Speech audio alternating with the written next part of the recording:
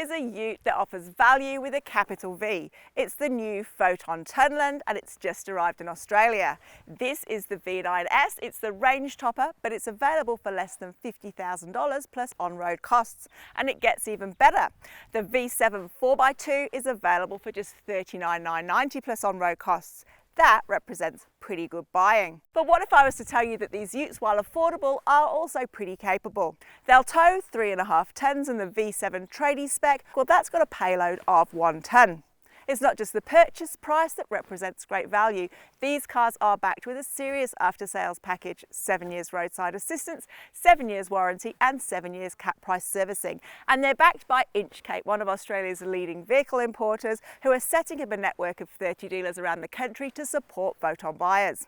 So let's have a look at some of the details. There's two models available in the new Foton Tunland ute range, the V7 and V9. Both of which are powered by the same 2-litre turbo diesel engine paired with mild hybrid assistance and 8-speed automatic transmission. The V7 has a conventional leaf spring rear suspension which lends itself to trades or farm use, whereas the V9 promises a more composed ride from a coil-sprung rear suspension setup. They're also differentiated on the exterior with a Ford F-150 inspired front end on the V7 and Dodge Ram-esque design on the V9. On test here is the Foton Tunland V9S, which sits at the top of the range, and it's most likely to appeal to buyers looking for a practical ute that can double as a family vehicle. Now, for the price, we're getting an interior which is really quite comfortable and it's attractive. There's a solid combination of buttons for the controls as well as the touchscreen.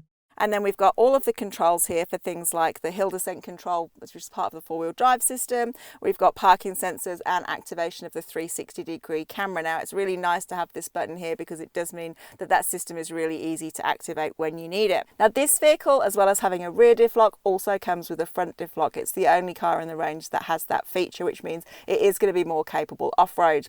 In terms of some of the other details, we're getting a sunroof in this car, and we're also getting driver attention monitoring. Now, it's a bit disappointing that driver attention monitoring isn't available across the range. We always like to see the same safety systems replicated across all price points, but again, this is a car that's less than $50,000. One thing I've noticed is the seat comfort. It's incredibly comfortable, nice plush seating, very supportive, and it's the same across the range. In terms of some of the other technology features, we get ambient lighting, which almost seems to be a non-negotiable for a lot of new vehicles nowadays. We've also got a large infotainment screen, we've got wireless Apple CarPlay and Android Auto, and this is the only vehicle in the range to have wireless phone charging, another great feature for families on the go. So that's the front seat, nice and comfortable, large centre console to stash bits and pieces, and it's configurable so I can move these cup holders and this little tray around. But let's go and have a look at the back seat. Seat comfort has transferred from the front to the back, so I've got a nice plush seating position and it's not too upright, which you can get in some dual cab utes, so there's a nice recline to the seat. It's very comfortable. I also get heated seats here in the back, but they're heated and ventilated in the front. I've got a couple of charging options back here too. There's some USB sockets as well as a 12-volt socket for plugging in a regular plug. There's also a clever trick when it comes to using the back seat for extra load capacity. Check this out, I can lift the rear seat base and attach it to the headrest, and I've got extra room for carrying gear.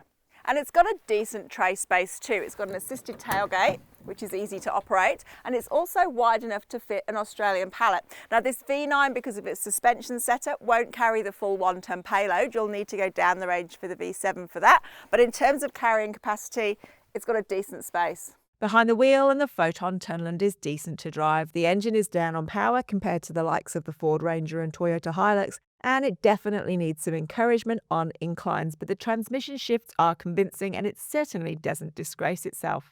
Steering feels a little artificial. It's okay on the open road, but I did notice in the city a little bit of an artificial feel. There's a little bit of a dead spot there as well. But honestly, for the price, you're not expecting a performance vehicle. All in all, it feels like it's a comfortable ride, and I think families that are going to be using this vehicle will appreciate the change in the rear end.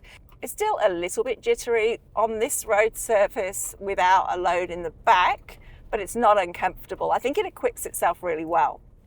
I can tell that this vehicle was developed by a truck company.